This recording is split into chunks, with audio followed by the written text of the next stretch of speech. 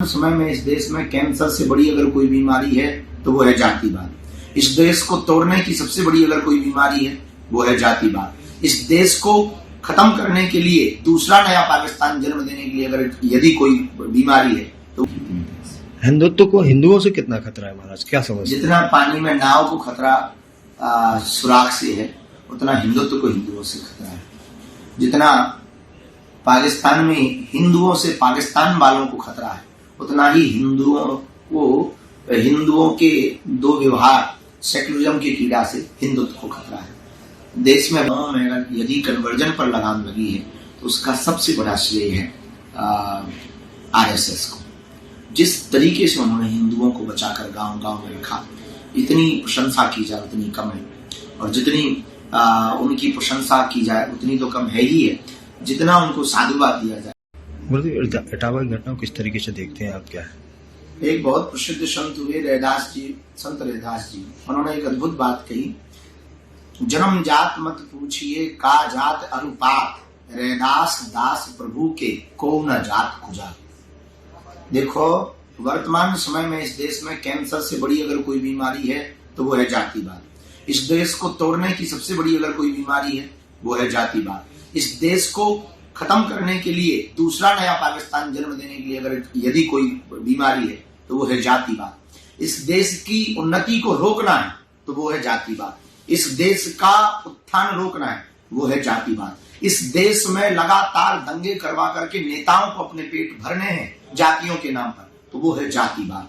इस देश में हिंदू से लड़वाना है तो उसका सॉफ्ट उपाय है जातिवाद। इस देश में हिंदुओं को एकजुट यदि नहीं होने देना है तो उसका उपाय है जातिवाद। बल्कि भैया, हमारा सनातन धर्म कहता, हमारे आदि जगत गुरु रामानंदाचार्य भगवान, पूज्य श्री रामानंदाचार्य भगवान कहते हैं, जात ना पूछो साधु की। हमारे पसंत कहते हैं, हरि को भजे सो हरि को होई, जात पात पूछे नहीं कोई। भैया, जो जातवाद में फंसा है इससे निश्चित रूप से देश की दुर्गति होगी, देश की स्थिति ठीक नहीं रहेगी। इटावा की घटना घोर निंदनीय है, सिखा चोटी काटना ये भी निंदनीय है हमारी। लेकिन दूसरी सबसे बड़ी बात हम इस पे ये कहना चाह रहे हैं, उससे बड़ी निंदा की बात ये है जो उस घटना में घी डाल रहे हैं, विवाद बढ़ा है संवाद की वजह। यदि दो भाई आपस में लड़ रहे हैं तो उसको सुलझाने का कार्य करना चाहिए। महाराज जी, जिस तरीके से कुछ पार्टियां हैं जैसे अखिलेश जी, उन्होंने भी कहा कि 50 लाख टेबल के अंदर से लेते, और ये पार्टियां तो जातिगत राजनीति पे चल जाती है। हम भैया राजनीति पे कोई बयान देते नहीं, कोई हम पर यदि देता रहे, भगवान की इच्छा मान लेते हैं, हनुमान जी की इच्छा है, हम तो अपना कार्य सतत करते हैं। अखिलेश यादव जी के बयान को किस तरीके से देखते हैं आप? अंडर टेबल 50 लाख अपनी बातें हैं, सबके अपने अपने विचार हैं, जो जैसा जाकी रही भावना जैसी प्रभु ने देखी थी। हिंदुत्व को हिंदुओं से कितना खतरा है महाराज, क्या समझ? जितना पानी में नाव को खतरा सुराग से है उतना हिंदुत्व को हिंदुओं से खतरा है। जितना पाकिस्तान में हिंदुओं से पाकिस्तान वालों को खतरा है उतना ही हिंदुओं के दो व्यवहार सेकुलरिज्म की कीड़ा से हिंदुत्व को खतरा है। देश में अभी बहुत विचित्र स्थिति है। इस देश को तोड़ने के लिए नई प्रकार की नीतियां अपनाई जा रही, जातिवाद की नीतियां, जिस कारण से पूरे देश में एक नया माहौल खराब। क्योंकि 10 दिनों से आप देखो मीडिया पर सिर्फ एक ही न्यूज चल रही है, और कुछ लोग इसी में अपनी अपनी तरह तरह की बातें प्रस्तुत करके और दो फाड़ कर रहे हैं हिंदुत्व को। सब हमारे अपने हैं, सनातन धर्म हमारा अपना है, ये देश हमारा अपना है। हम देश के लिए क्यों ना जिए, हम सनातन के लिए क्यों ना जिए, हम क्यों जातिवाद में पड़े, हम इस देश के लिए कार्य क्यों ना करें। हम भैया जातवाद से ऊपर उठकर, भाषावाद से ऊपर उठकर, क्षेत्रवाद से ऊपर उठकर राष्ट्रवाद पर कार्य क्यों ना करें। हमारा भारत भी अमेरिका की तरह, हमारा भारत भी न्यूजीलैंड की तरह, हमारा भारत भी ऑस्ट्रेलिया की तरह संपन्न है। भारत को भव्य और संपन्न बनाने के लिए जातवाद नहीं, राष्ट्रवाद जरूरी। आपके इस हिंदुत्व का जो झंडा आपने उठा के लगा, जात पात खत्म करने की बात है, उत्तर प्रदेश में 2027 में चुनाव है, बिहार में चुनाव, इससे कितना नुकसान पड़ेगा पार्टियों पे?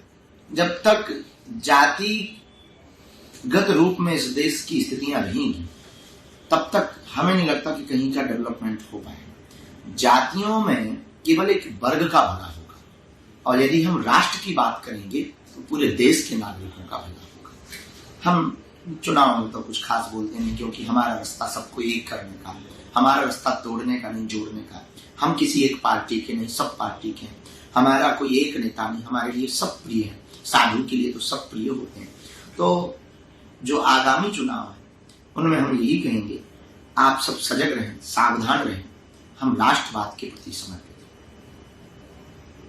महाराज, कांवड़ यात्रा को लेकर बयानबाजी कर रहे हैं मौलाना की कांवड़िया मांस लेते हैं, शराब पीते, हुड़दंग करते हैं। इसको किस तरीके से आप देखते हैं, इस बयान को लगातार एक के बाद एक? समय में सनातन पर टीका टिप्पणी करना बड़ा सरल हो गया है।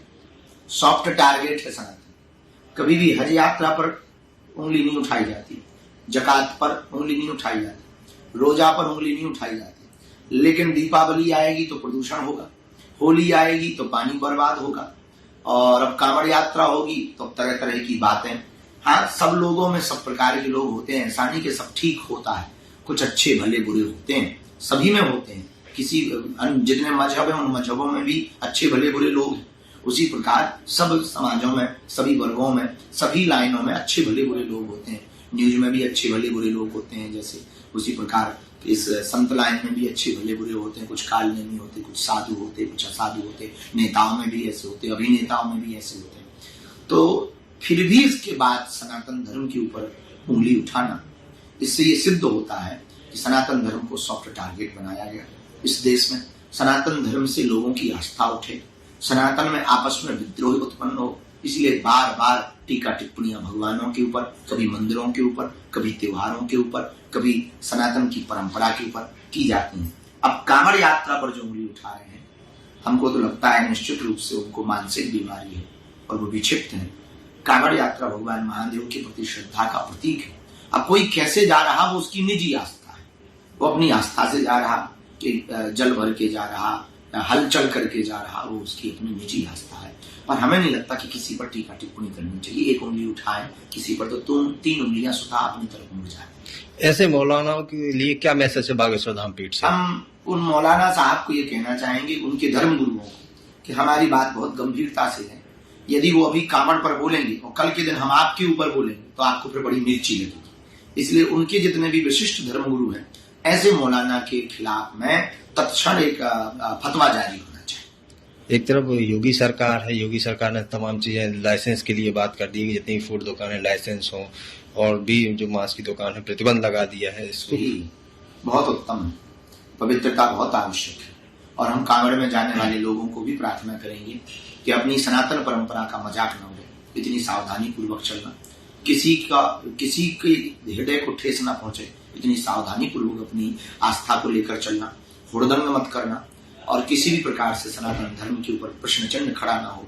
तो बड़े सावधानी पूर्वक, बहुत गंभीरता पूर्वक, पवित्रता के साथ चलना, ताकि हमारे भगवान महादेव का मजाक का पात्र न बने।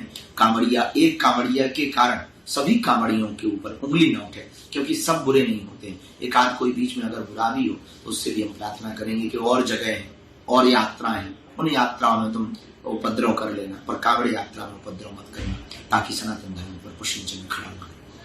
कर्नाटक के मंत्री हैं और मल्लिकार्जुन खड़गे के बेटे हैं प्रियंक खड़गे, वो कह रहे हैं कि अगर पार्टी सत्ता में आई तो राष्ट्रीय स्वयंसेवक संघ को खत्म कर देंगे।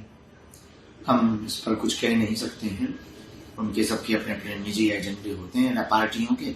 सनातन धर्म के लिए तो ये विषय नहीं है, हम केवल धर्म और सनातन पर बात करते हैं।